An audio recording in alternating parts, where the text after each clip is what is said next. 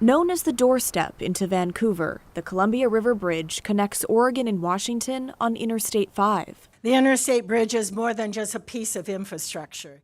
More than 140,000 vehicles use the Interstate Bridge every single day. After more than a century of carrying that load, it's time for a replacement as safety concerns grow. It's outdated, it's vulnerable to earthquakes, and it was built on timber pilings down in the sand. We like to say it's like pretzels and chocolate pudding. On Tuesday, after years of debate and delays, project leaders, along with Washington Governor Bob Ferguson, finally announced how much they expect the new bridge to cost. Not surprisingly, costs have gone up since our last projection several years ago. Replacing both spans, reconnecting to I-5 and extending Portland Light Rail into Vancouver is estimated at $7.6 billion. Right now, there's about $5.5 billion in state and federal funding secured, with another $1 billion federal grant still pending. But when you factor in work on the full 5-mile corridor of I-5 with interchange improvements, the total cost is set to climb above $14 billion.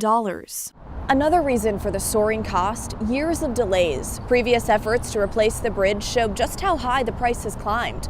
Back in 2013, the full 5-mile corridor was projected to cost $3.4 billion. In 2023, $6 billion. And today, an estimated $14.4 billion. The cheapest bridge you're going to build is the one you start today, and that is true. Washington lawmakers Tuesday promising state money down the road.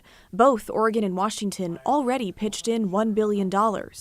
And the legislature will be with you to make sure we have the money to get this project done. The project is also expected to create thousands of new jobs. We need jobs, and we need them now. When this wave of work gets released and starts moving forward again, we need the workforce to be able to complete those projects. Now that we have the green light to begin the next stages of the bridge, there's no time to waste.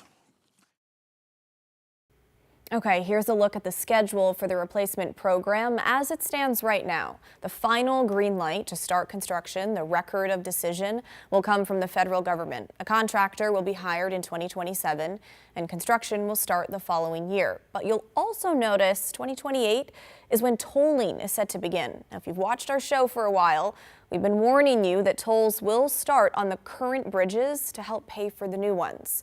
Here are some possible toll prices. Now, this is from May of last year. You can see some of those pre-completion prices ranging from $1.55 one way all the way to $4.70. Again, one way on the current bridges. We expect an update on tolling sometime this spring, so these prices could change. But if we go back to that schedule, you'll see the light rail from Portland into Vancouver could be running by 2036, depending on funding. The full corridor may not be done for nearly 2 decades. And removal of the existing bridges could happen as soon as the new bridge is up and running, slated for 2035. But as you can see here, more money would be needed to get the old bridges out of the Columbia.